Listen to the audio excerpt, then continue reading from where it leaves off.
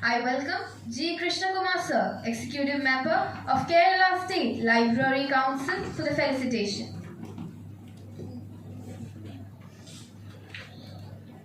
ഏറ്റവും ബഹുമാന്യനായ അധ്യക്ഷൻ, ബഹുമാന്യനായ പ്രിൻസിപ്പൽ ജോൺസൺ ബേബി സാർ, സ്വാഗതം ആശംസിച്ച പ്രിയപ്പെട്ട കുര്യൻ തോമസ്, ഈ പരിപാടി ഉദ്ഘാടനം ചെയ്ത സമാരാധ്യനായ vice chancellor CT Aravindakumar sir, doctor Vishnu VS അവറുകൾ, കൃതജ്ഞത പറയുന്ന ഡോക്ടർ വിജയ് അബ്രഹാം അടക്കം വേദിയിലും സദസ്സിലുമുള്ള ബഹുമാന്യരെ, പ്രിയമുള്ള സഹോദരി സഹോദരന്മാർ, മൂലകങ്ങളുടെ വാരാഘോഷവും സെമിനാറും കഴിഞ്ഞ 5 ദിവസക്കാലമായി നമ്മുടെ കോളേജിൽ നടക്കുകയാണ്. നിർഭാഗ്യവശാൽ ഈ വിഷയത്തെക്കുറിച്ച് കൂടുതൽ പറയുവാനുള്ള ഒരു വലിയ അറിവൊന്നും എനിക്കില്ല. കാരണം ഞാൻ BSc സുവോളജിക്കാരനായിരുന്നു, അതിൻ്റെ സബ്ബായിരുന്നു കെമിസ്ട്രി.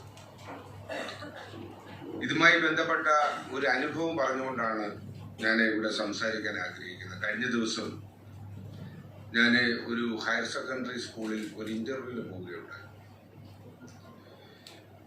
ഇന്റർവ്യൂവിൽ MSc കെമിസ്ട്രി സെറ്റ് വരെ പാസ്സായ കുട്ടികൾ എൻ്റെ മുന്നിൽ വന്നു. സംസാര മധ്യേ ഞാൻ അതിനോട് ചോദിച്ചു, വിവാഹം കഴിച്ചു എന്ന് ചോദിച്ചു. ഇല്ല സാറേ, വിവാഹമൊന്നും ആയില്ല, ചൊവ്വാദോഷം കൊണ്ടെന്നാണ് കുട്ടികൾ.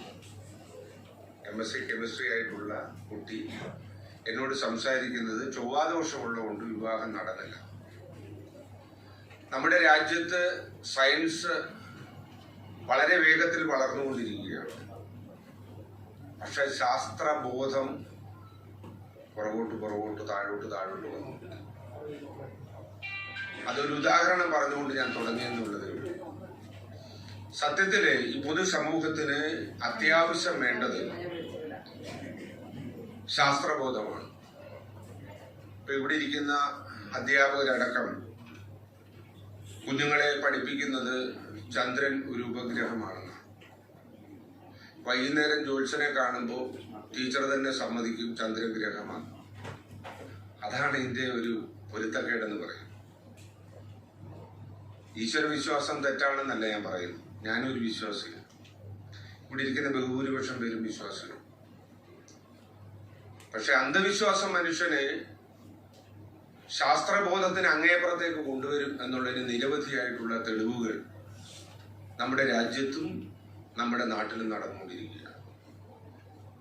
അതുകൊണ്ടാണ് വളരെ സ്നേഹത്തോടുകൂടി ജോത്സ്യൻ പറഞ്ഞത് മനസ്സിലാക്കി മരിക്കാൻ സമയം കൊടുക്കാതെ നമ്മൾ കുപ്പിക്കകത്ത് ജ്യൂസിനകത്ത് വിഷം കൊടുത്ത് കാമുകനേക്കുന്നു. ജോത്സ്യൻ പറഞ്ഞു, നിനക്ക് 2ാമത്തെ വിവാഹം കൊണ്ടേ പ്രയോജനം ഉണ്ടാകത്തുള്ളൂ എന്ന് പറഞ്ഞതുകൊണ്ട് അത്രയും നേരം വെയിറ്റ് ചെയ്യാൻ ആ പെൺകുട്ടി തയ്യാറായി.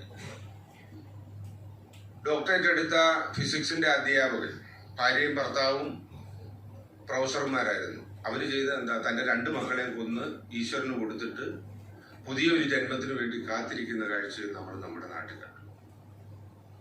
അപ്പൊ ഞാൻ പറഞ്ഞു വന്നത്, മനുഷ്യനിൽ വിദ്യാഭ്യാസം കൊണ്ട് ഉദ്ദേശിക്കുന്നത് അവന്റെ ശാസ്ത്ര അഭിരുചി വർദ്ധിക്കുക എന്നുള്ളതാണ്, ശാസ്ത്രബോധം വർദ്ധിക്കുക എന്നുള്ളതാണ്. ആ ശാസ്ത്രബോധം വളർന്നാൽ മാത്രമേ ഒരു തലമുറയ്ക്ക് തൻ്റെ ഇടത്തോടുകൂടി മുന്നോട്ട് പോകാനായിട്ട് സാധിക്കും. ഇത്തരം സെമിനാറുകൾ അതിന് സാധിക്കട്ടെ എന്ന് മാത്രം പറഞ്ഞുകൊണ്ട് ഞാൻ എൻ്റെ വാക്കുകൾ നിർത്തുന്നു. നന്ദി, നമസ്കാരം.